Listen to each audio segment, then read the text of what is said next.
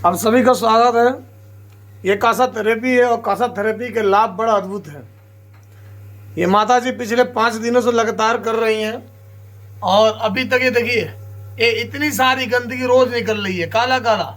ये पैर के तलवे की गंदगी नहीं है, ये पेट की गंदगी है, ये आंतों की गंदगी है जो आंतों में चिपका पड़ा हुआ है। यदि आज हम इसका ख्याल नहीं रखेंगे तो ये हमारे लीवर को, किडनी को आगे चल के डैमेज करेगा, खराब करेगा और फिर आपको बड़ी हाथ में भी समस्या आएगी, बवासीर की शिकायत होगी, कब्जियत बनेगा, गैस बनेगा। तो इनसे बचना भी चाहते हैं तो एक तो कासा थेरेपी करिए। आप घर पे पीतल के बर्तन को लेकर भी कर सकते हैं, कांसा के बर्तन को लेकर कर सकते हैं, और गोरखपुर में है तो आप यहाँ भी आके कर सकते हैं, इसका लाभ ले सकते हैं।